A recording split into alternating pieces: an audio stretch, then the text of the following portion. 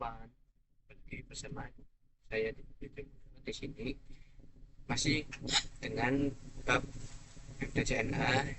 Itu saya melanjutkan bab keempat tentang IP address dan subnetting. Tujuan pembelajaran kali ini yaitu ada 9, yaitu pertama pengenalan IP address dan subnetting, kedua IP public dan IP privat, ketiga classful dan classless addressing, keempat kasus subnetting 1, kelima kasus subnetting 2, keenam kasus subnetting 3, ketujuh konsep blok subnet, ke-8 IPv4 delivery type, ke-9 konsep switch dan router. Masuk ke pembelajaran yang pertama. Pembahasan pertama adalah pengenalan IP address dan subnetting. Ketika suatu perangkat ini terhubung ke perangkat lainnya, baik itu menggunakan wired atau wireless, tentu saja memerlukan identitas nama pada setiap perangkat. Identitas tersebutlah yang dinamakan IP address. Prefix adalah menunjukkan IP yang digunakan. Subnetting merupakan upaya atau proses untuk memecahkan sebuah network dengan jumlah yang cukup banyak. Jadi beberapa network dengan jumlah host yang lebih sedikit. Teknik subnetting membuat skala jaringan lebih luas dan tidak dibatas oleh kelas IP class A, B, C yang sudah diatur. Nah, seperti ini ya teman-teman, contoh IP address adalah x titik s titik x titik x dan seterusnya, teman. Dan ke materi selanjutnya yaitu IP address private dan public.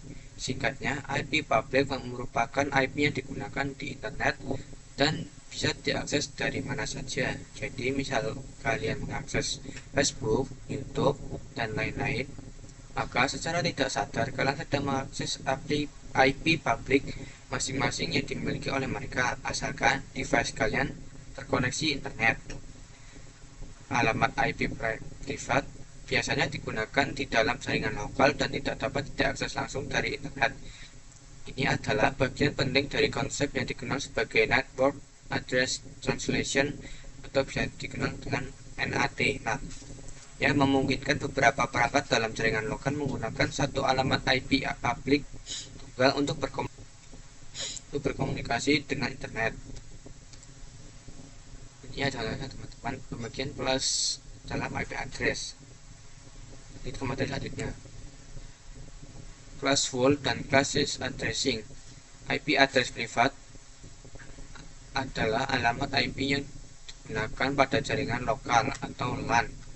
IP address public, alamat IP yang dapat diakses secara global di internet, contohnya public DNS Google 8.8.8.8 dan 8.8.8.4. Ini pembagiannya ya.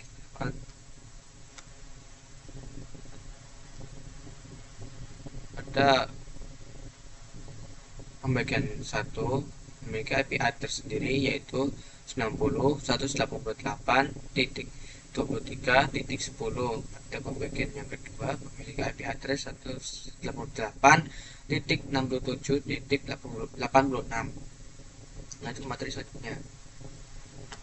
Kasus subnetting. Untuk melakukan proses subnetting, Anda akan melakukan beberapa proses seperti 1. Prefix atau mikrotik yang sesuai, 2. Subnet mask atau Cisco, 3. IP network, 4. IP broadcast, 5. Range IP yang bisa digunakan. IP prefix dan subnet mask adalah bisa menentukan jumlah IP yang digunakan. IP network bisa digunakan untuk tanda alamat pada suatu jaringan LAN. IP broadcast adalah alamat IP yang digunakan untuk melakukan pengiriman informasi ke semua host yang ada pada jaringan LAN tersebut. Range IP yang bisa digunakan. Selanjutnya yaitu ada kasus subnetting 1. Kasus subnetting 1 ada beberapa IP address-nya. Pertama ada 10.0.0.0. Jadi 10.255.255.255. Yang kedua ada 172.16.0.0.0 Jadi 172.31.255.255.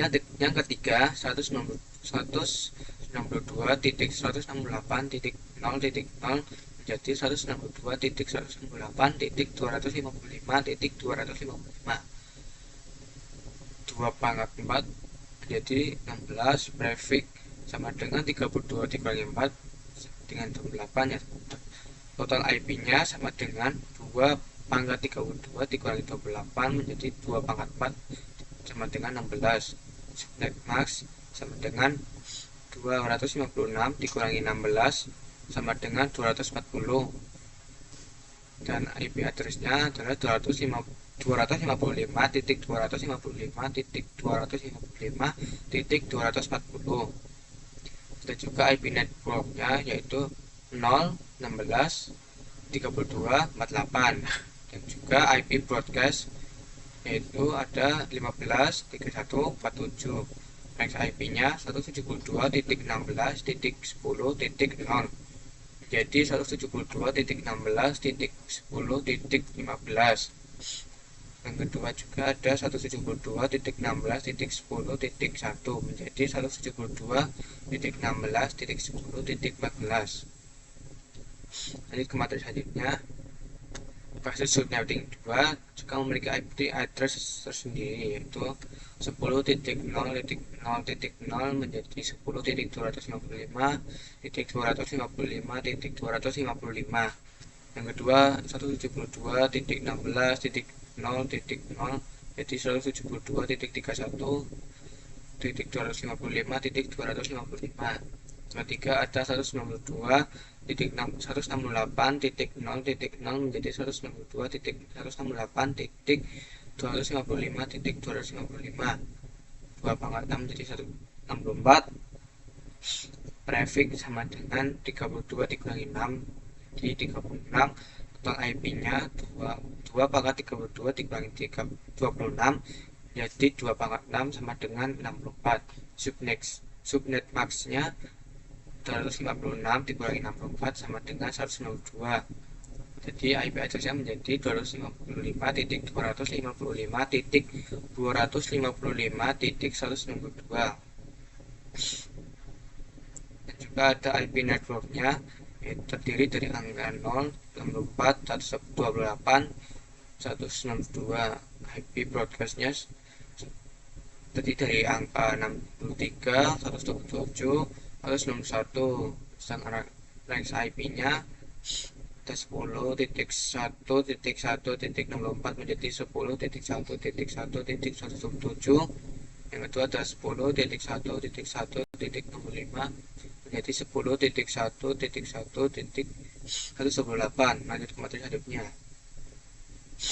Kasus subnetting 3.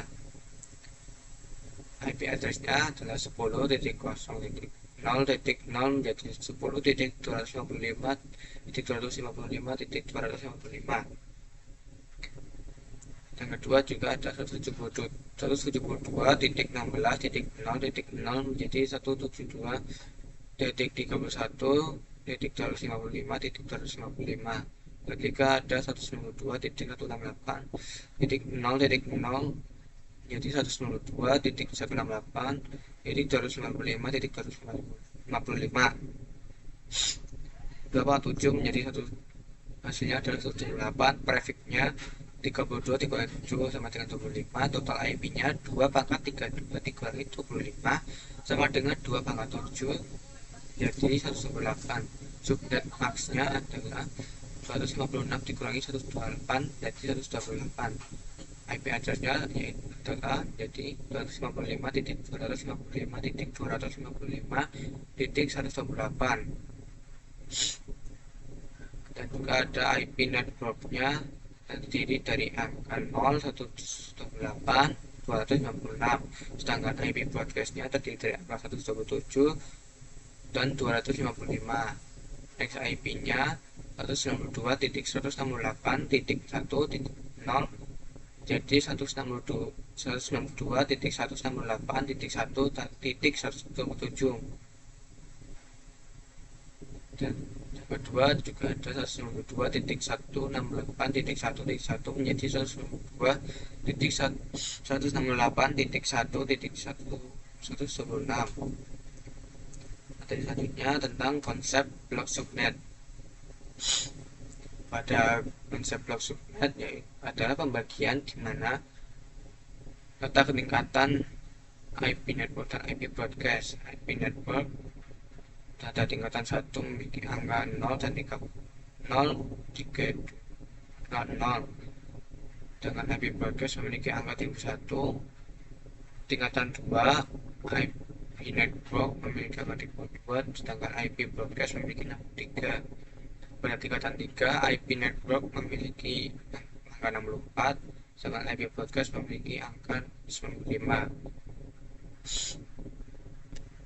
Pada gambar samping kita mengibaratkan sebagai tingkatan untuk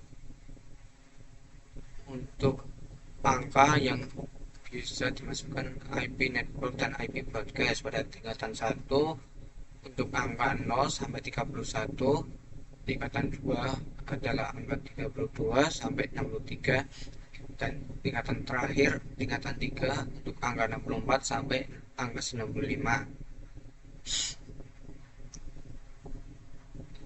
Ada materi selanjutnya yaitu IPv4 delivery type. Saya akan menjelaskan tentang 3 fungsi ini ya teman-teman. Itu pertama unicast, multicast, dan broadcast. Unicast adalah one-to-one communication, yang berarti menyalurkan jaringan hanya kepada satu komputer ya teman-teman. Seperti topologi yang pertama ini, jaringannya hanya tersampaikan pada satu komputer ini saja, nantinya tidak bisa disampaikan. Yang kedua adalah multicast, yaitu one to many communication, yang berarti menyalurkan jaringan pada titik PC yang sudah ditentukan. Misalnya pada topologi ini titik PC-nya sudah ditentukan pada gambar 1, PC 1 dan PC 3, dan yang berarti jaringannya hanya bisa tersampaikan pada titik yang sudah dikonfirmasi. Yang ketiga adalah broadcast, yaitu one to all communication. Nah, pada broadcast kali ini seperti topologi ini menjelaskan bahwa dari penyalur jaringan menyalurkan jaringan kepada semua PC, karena seperti bahasanya one to all communication menyalurkan seluruhnya yang sudah tersambung.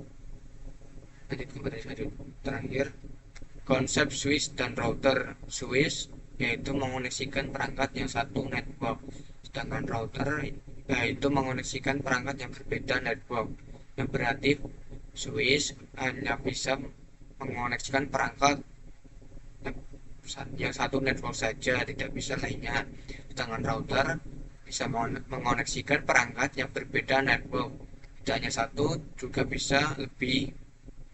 Nah, terima kasih untuk pembelajaran kali ini, semoga bermanfaat untuk semua. Assalamualaikum warahmatullahi wabarakatuh. Terima kasih teman-teman. Dadah.